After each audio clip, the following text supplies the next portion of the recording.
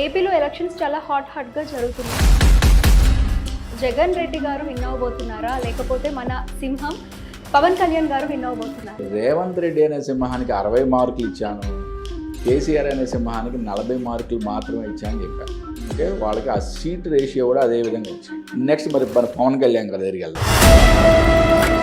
అంటే వారియర్ అంటే మీకు ఆల్రెడీ ఆయన చూస్తే అలాగే ఉంటాడు మనిషి. ఒక యుద్ధానికి పోయి ఎప్పుడు మాట్లాడిన యుద్ధానికి వెళ్ళినట్టు ఉంటుంది ఆయన.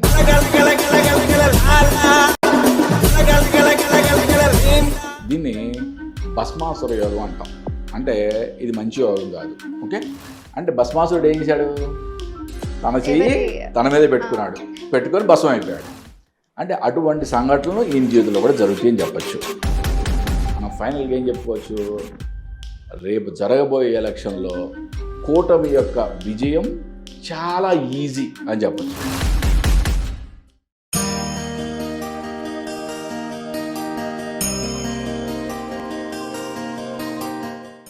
హాయ్, హలో, నమస్తే, వెల్కమ్ బ్యాక్. నేను మీ హోస్ట్ అక్షర విహారి. ఈరోజు మనతో పాటు స్టూడియోలో జ్యోతిష్య వాస్తు సంఖ్య శాస్త్ర సిద్ధాంతి శ్రీ గౌరి ఉపాసకులు, ప్రముఖ ఆధ్యాత్మికవేత్త దింటకుర్తి మురళీకృష్ణ గారు మనతో పాటు స్టూడియోలో ఉన్నారు. గురుగారితో మాట్లాడదాం. నమస్తే గురుగారు. నమస్తే అమ్మ. హరి ఓం శివం. ఎలా ఉన్నారు? చాలా బాగున్నామ్మా. గురుగారు, ఇప్పుడు ఏపీలో ఎలక్షన్స్ చాలా హాట్గా జరుగుతున్నాయి. మరి మీ న్యూమరాలజీ అండ్ ఆస్ట్రాలజీ ప్రకారం జగన్ రెడ్డి గారు విన్ అవ్వబోతున్నారా, లేకపోతే మన సింహం పవన్ కళ్యాణ్ గారు విన్ అవ్వబోతున్నారా? దీని మీద ఆల్రెడీ నేను చాలా ప్రిడిక్షన్స్ చేశాను. ఓకే, మన ఛానల్లో మొదటిసారిగా మనం దీని గురించి మాట్లాడుకుంటున్నాం. చాలా హాట్గా నడుస్తున్నాయి ఎలక్షన్లు అయితే. బట్ ఎలక్షన్లో రాజకీయ పరంగా విశ్లేషణ ఎలా ఉంది, లేదా సర్వేలు ఎలా ఉన్నాయి, బయట ఏం మాట్లాడుకున్నారో అవి నాకు అనవసరం. ఓకే, ఇక్కడ నేను తెలంగాణలో ఎలక్షన్లో ప్రిడిక్షన్ చెప్పినప్పుడు కూడా నాకు ఇష్టమైన నాయకుడు కేసీఆర్ గారు. ఓకే, నా ఫేస్బుక్ ప్రొఫైల్లోకి వెళ్ళి చూడొచ్చు మీరు. ఓకే, బట్ నేను క్లియర్గా చెప్పాను, 2 సింహాలు కొట్టుకుంటున్నాయి. రేవంత్ రెడ్డి అనే సింహము, కేసీఆర్ అనే సింహం 2 కొట్టుకుంటున్నాయి. కానీ రేవంత్ రెడ్డి అనే సింహానికి 60 మార్కులు ఇచ్చాను, కేసీఆర్ అనే సింహానికి 40 మార్కులు మాత్రమే ఇచ్చానని చెప్పాను. ఓకే, వాళ్ళకి ఆ సీట్ రేషియో కూడా అదే విధంగా వచ్చింది కదా. మరి శాస్త్రం మనకి ఏం చెప్తుందో అదే చెప్పాలి, అంతేగాని నాకు ఇష్టమైన నాయకుడనో, లేకపోతే పలానా పార్టీ మాకు కొమ్ము కాయమంటే కొమ్ము కాసామనో అని చెప్పడం అనేది కరెక్ట్ కాదు. ఓకే, మీరు అడగచ్చు, ఎందుకు గురుగారు మరి చాలామంది అసలు డ్యామ్ షూర్ 2024 కదా, 2029లో కూడా జగన్ గారు సీఎం అంటున్నారు కదా అని చెప్పి అడగచ్చు. ఓకే, మనం అసలు జాతకాలు ఏం చెప్తున్నాయి ఇవన్నీ కూడా మనం విశ్లేషణ చేద్దాం. మనకి ఎన్నో మీడియా ఛానల్స్లో ఓకే ఏ చక్రాలు అయితే, ఏ డేట్ ఆఫ్ బర్త్లు అయితే నేను విశ్లేషణ చేశానో ఓకే అవే డేటా ఓకే మీకు ఇప్పుడు డిస్ప్లే చేస్తున్నా. చంద్రబాబు నాయుడు గారిది 20/4/1950. ఓకే, ఆయన కానీ ప్రతి జాతకంలో కూడా ఏమున్న యోగాలు ఏమున్నాయి, ఓకే ఇప్పుడు గోచారంలో ఏ విధంగా ఉంది, న్యూమరాలజీ ప్రకారం ఎలా ఉంది, అన్నీ మనం క్లియర్గా మాట్లాడుకుందాం. చంద్రబాబు నాయుడు గారి జాతకంలో బుధ ఆదిత్య యోగం, రవి బుధులు కలయిక. రెండవది ఈయనకి రవి సూర్యుడు ఉచ్చ, చంద్రుడు ఉచ్చ. అంటే రవి చంద్రుడు అంటే రాజు రాణి, 2 గ్రహాలు ఇంపార్టెంట్ గ్రహాలు ఉచ్చ క్షేత్రంలో ఉండడం అనేది చాలా పవర్ఫుల్. ఇంకా ఆయనకి శుక్రుడు గురుడు కలిసి ఉండడం అనేది ఒక విధంగా యోగకారకం. అంటే చాలామంది దీన్ని నెగిటివ్గా చూస్తారు. అంటే దైత్య గురువు, దేవతా గురువు, రాక్షస గురువు ఇద్దరు కలిసి ఉండడం అనేది ఒక విధంగా చూస్తారు. బట్ ఒక విధంగా యోగకారకం, అన్ని విధాలుగా కాదు. కుజ కేతువులు కలిసి ఉండటం, దీన్ని భస్మాసుర యోగం అంటాం. అంటే ఇది మంచి యోగం కాదు. ఓకే, అంటే భస్మాసురుడు ఏం చేశాడు? తన చెయ్యి తన మీద పెట్టుకొని భస్మం అయిపోయాడు. అంటే అటువంటి సంఘటనలు ఈయన జీవితంలో కూడా జరుగుతాయని చెప్పచ్చు. ఓకే, ఈయనకి ఇప్పుడు న్యూమరాలజీ ప్రకారం వచ్చేప్పటికి ఈయనది 2 and 3 కోడ్. ఓకే, 2 and 3 కోడ్లో ఈ సంవత్సరం personal year 5. Okay, personal month number అంటే మే 1వ నెంబర్ వచ్చింది. అంటే చాలా అద్భుతంగా ఉందని చెప్పొచ్చు. ఓకే, నెక్స్ట్ మనం వైఎస్ జగన్ గారి జాతకంలోకి వద్దాం. వైఎస్ జగన్ గారి జాతకం వచ్చి 21/12/1972. అసలు ఈయన జాతకంలో ఏవేవి యోగారాలు ఉన్నాయి, ఎటువంటి ప్రాబ్లమ్స్ ఉన్నాయి అన్నీ మాట్లాడుకుందాం. ఈయన జాతకంలో కుజుడు స్వక్షేత్రంలో ఉన్నాడు, గురుడు స్వక్షేత్రంలో ఉన్నాడు. అంటే వాళ్ళ యొక్క సొంత ఇంట్లో ఉన్నారు, అంటే ఉచ్చక్షేత్రం కాదు. ఓకే, అంటే నార్మల్గా ఉంది. రవి ప్లస్ గురుడు కలవడం అనేది కూడా ఒక విధంగా మంచి యోగకారకం. బుధమంగళ యోగం, శుక్రమంగళ యోగం ఉంది. ఓకే, ఈ రెండు యోగాలు మంచి యోగకారకాలు ఉన్నాయి. మరి ఈయనకి జన్మంలోనే గురువు ప్లస్ రాహు గురుచండాల యోగం అనేది ఉంది. అంటే దీని ఒక విధంగా బంధన యోగం అంటాం. అంటే జైలుకి వెళ్ళే ఛాన్సెస్ అంటాం కదా. ఈ జైలుకి ఎప్పుడు వెళ్తారు ఏంటి అనేది ఎప్పుడు కూడా ఏంటంటే మన గోచారం ఉన్న ఫలితాలను బట్టి మనం చెక్ చేసి చెప్తూ ఉంటాం అన్నమాట. ఓకే, అంటే ఈ జాతకంలో కూడా బలాలు చూస్తే మనకి కొన్ని మంచి మంచి బలాలు ఉన్నాయి. నెక్స్ట్ మనం న్యూమరాలజీలోకి వచ్చేప్పటికి ఇది 3 and 7 code. Okay, 3 and 7 code మంచి స్ట్రాంగ్ కోడ్. నెక్స్ట్ ఈయన పర్సనల్ ఇయర్ నెంబర్ 5 వచ్చింది. పర్సనల్ మంత్ నెంబర్ మేకి 1 వచ్చింది. అంటే చంద్రబాబు నాయుడు గారికి personal year number 5, Jaganmohan Reddy గారికి పర్సనల్ ఇయర్ నెంబర్ 5 న్యూమరాలజీ ప్రకారం. ఓకే, పర్సనల్ మంత్ 1/1 అంటే 2 పోటాపోటీగా ఉన్నాయి కదా, అంటే న్యూమరాలజీ ప్రకారం. ఓకే, నెక్స్ట్ మరి మన పవన్ కళ్యాణ్ గారి దగ్గరికి వెళ్దాం. ఈ పవన్ కళ్యాణ్ గారి దగ్గర వచ్చేప్పటికి ఈయనది 2/9/1971. ఈయన జాతకంలో రవి స్వక్షేత్రం, కుజుడు ఉచ్చక్షేత్రం. కుజుడు అంటే సేనాధిపతి, అంటే వారియర్. అంటే మీకు ఆల్రెడీ ఆయన చూస్తే అలాగే ఉంటాడు మనిషి. ఒక యుద్ధానికి పోయి ఎప్పుడు మాట్లాడిన యుద్ధానికి వెళ్ళినట్టు ఉంటుంది ఆయన. ఈయనకి చంద్రమంగళ యోగం ఉంది, బుధాదిత్య యోగం ఉంది. ఓకే, చాలా మంచి యోగ కారకాలు ఉన్నాయి. ఈయన యొక్క న్యూమరాలజీ కోడ్ వచ్చి 2 and 2 కోడ్. అంటే ఒక మిరాకిల్ కోడ్స్ అంటాం అనమాట. ఇవన్నీ కూడా 2 and 2, 5 and 5, 1 and 1 రావడం అనేది చాలా అద్భుతమైన నెంబర్స్ అనమాట. 2 and 2 కోడ్ అనేది తల్లి లాంటి మనసు ఉండే మనిషి అని చెప్పచ్చు వీళ్ళని. ఓకే, నెక్స్ట్ ఈయనకి 2024 పర్సనల్ ఇయర్ నెంబర్ 1 వచ్చింది. ఓకే, పర్సనల్ మంత్ నెంబర్ మే వచ్చి 6 వచ్చింది. అంటే ఎలక్షన్లు మనకి ఇప్పుడు 13వ తారీఖు జరుగుతున్నాయి కదా. మే వచ్చి ఈయనకి పర్సనల్ మంత్ నెంబర్ 6 వచ్చింది. అంటే ఇప్పుడు వీళ్ళిద్దరు కలిసి వెళ్తున్నారు కదా. అంటే ఈయనకి personal year number 5, Pawan Kalyan గారికి పర్సనల్ ఇయర్ నెంబర్ 1. అంటే ఈ రెండు కలిస్తే ఒక అద్భుతమైన యోగకారకం ఉందని చెప్పచ్చు. ఓకే, 1 and 5 బుధాదిత్య యోగం. మళ్ళీ న్యూమరాలజీలో మంత్ వచ్చేటప్పటికి ఈయనకి మే 1 వచ్చింది, ఈయనకి మే 6 నెంబర్ వచ్చింది ఈయనకి. అంటే ఇది కూడా ఇప్పుడు ఈయన ఒక్కడే ఉన్నాడు జగన్మోహన్ రెడ్డి గారు. ఈయనకన్నా కూడా ఈ 2 నెంబర్లు కలిసినప్పుడు బలం చాలా ఎక్కువగా ఉందని చెప్పచ్చు. ఇది ఓన్లీ న్యూమరాలజీ అని చెప్పేది. ఇప్పుడు మనం ఆస్ట్రాలజీలోకి వద్దాం. ఆస్ట్రాలజీలోకి వచ్చేటప్పటికి చంద్రబాబు నాయుడు గారికి, పవన్ కళ్యాణ్ గారికి ఈ ఇద్దరు కలిసి వెళ్తున్నారు కదా. ఎప్పుడు కూడా మనం రాజకీయ విశ్లేషణ చేసేటప్పుడు ఎవరైతే ముందు నడిపిస్తున్నారో, ఓకే, నేను చాలా మంది విశ్లేషణలు చూశాను. పార్టీ ఎప్పుడు ఆవిర్భవించింది, దాని యొక్క ముహూర్తం బాగాలేదు, ఓకే, లేకపోతే ప్రతి అభ్యర్థి యొక్క జన్మజాతకం చూడాలి, ఇట్లా రకరకాల విశ్లేషణలు చూశాను నేను. But that is not at all correct. Okay, ఎప్పుడైనా సరే ఒక యుద్ధానికి వెళ్తున్నప్పుడు ఎవరిని చూస్తాం మనం? రాజును చూస్తాం, సేనాధిపతిని చూస్తాం, అంతవరకే. అంతేగాని ఓకే ఉన్న సైనికుడు ప్రతిదీ జాతకం చూసి యుద్ధం గెలుస్తాం లేదని చెప్పడం అనేది అసలు అది అసందర్భం, అసంభవం. ఓకే, చాలా రాంగ్. అది ఏ వేలో చూస్తున్నారో నాకైతే తెలియదు. బట్ ముందుండి నడిపించేవాడి జాతకం బాగుంటే యుద్ధం గెలుస్తారు, ముందుండి నడిపించేవాడి జాతకం బాగుపడి యుద్ధం ఓడిపోతారు, దాంట్లో డౌటే లేదు. ఇక్కడ మనకి చంద్రబాబు నాయుడు గారు, పవన్ కళ్యాణ్ గారు ఇద్దరు కలిసి వెళ్తున్నారు కూటమిగా. వీళ్ళిద్దరి యొక్క జాతకాలు కలిసి చూసినప్పుడు, అంటే వీళ్ళ యొక్క బలాబల కలిసి చూసినప్పుడు ఒక రాజు, ఒక సేనాధిపతి. ఎందుకంటే ఈయనకి రవి ఉచ్చక్షేత్రం అంటే రాజు, ఓకే, ఈయనకి కుజుడు ఉచ్చక్షేత్రం అంటే సేనాధిపతి, వారియర్. అంటే ఇద్దరు కలిసి వెళ్తున్నారు కదా. చాలా అద్భుతమైన యోగాలు ఏర్పడినాయి. అంటే వీళ్ళిద్దరు జాతకం న్యూమరాలజీ చూసినప్పుడు ఆల్రెడీ జగన్మోహన్ రెడ్డి గారైనా అహెడ్గా ఉన్నారు. మరి జ్యోతిష్యంలో చూసినప్పుడు కూడా వీళ్ళిద్దరి జాతకాలు కలిసినప్పుడు చాలా హెడ్గా ఉన్నారు. అంటే మనం ఫైనల్గా ఏం చెప్పుకోవచ్చు, రేపు జరగబోయే ఎలక్షన్లో కూటమి యొక్క విజయం చాలా ఈజీ అని చెప్పచ్చు.